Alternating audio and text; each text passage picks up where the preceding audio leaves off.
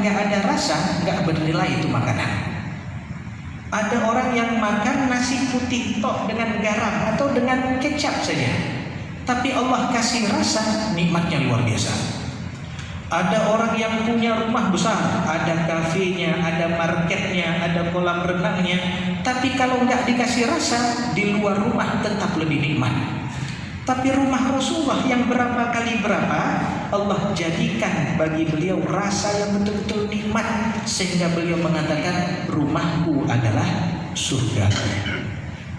Kenapa orang sampai mau menghabiskan uang banyak untuk membeli kadang-kadang motor tua, mobil tua? Karena punya rasa.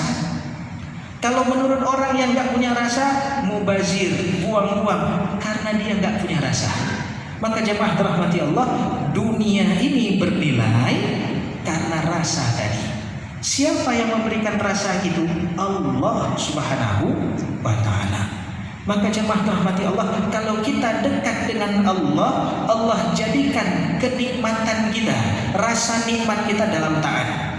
Orang kalau udah nikmatnya dalam taat, Masya Allah, di dunia nikmat, di akhirat nikmat.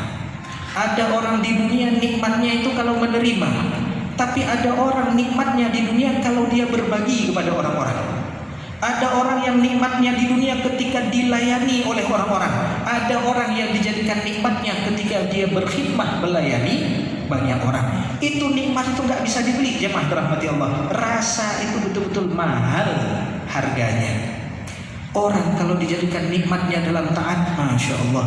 Rasul itu kalau udah sholat lupa segalanya. Wa ju'ilat qurratu aini fis shalah, kata Rasulullah. Allah jadikan kenikmatan saya dalam sholat. Sampai pernah Rasulullah sholat, ketika sholat malam, ini bukan sholat wajib, ketika sholat sendiri, apa yang terjadi? Ada dua riwayat, dua sahabat besar yang meriwayatkan, Abdullah bin Mas'ud dan Hudzaifah bin Yaman. Melihat Rasulullah sholat sendiri, ikut di belakang Rasulullah. Kenapa? Bangga betul kalau saya pernah jadi makmum, cuman berdua dengan Rasulullah. Apa yang terjadi setelahnya?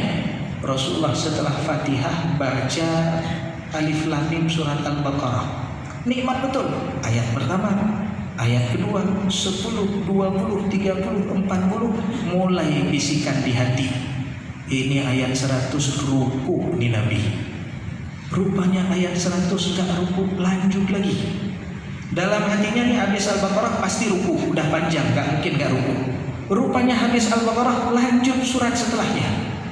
Setelah surat setelahnya Rasulullah dalam hatinya sahabatnya mengatakan ini Rasulullah pasti ruku. Rupanya satu rakaat ketika itu saking nikmatnya Rasulullah, satu rakaat baca 3 surat Al-Baqarah, Ali Imran, An-Nisa. Kira-kira kalau kita jadi makmumnya bangga atau nyesal? Mau kita bilang bangga, lutut kita goyang. Mau kita bilang nyesal, nggak enak. Itu baginda Rasulullah Sallallahu Alaihi Wasallam. Itu orang dijadikan nikmatnya dalam taat. Maka jemaah dirahmati Allah, punya rasa ini, itulah ciri orang beriman.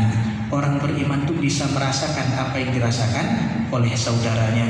Lihat orang cari tempat berbuka puasa, disediakan tempat. Cari orang susah membelikan takjil, diberikan takjil. Nyari lihat orang ini sholatnya itu betul-betul buru-buru, diundurkan. Ini jemaah dirahmati Allah, kenapa? Karena punya rasa, merasakan apa yang dirasakan oleh orang, peduli dan diwujudkan dengan tindakan. Maka jemaah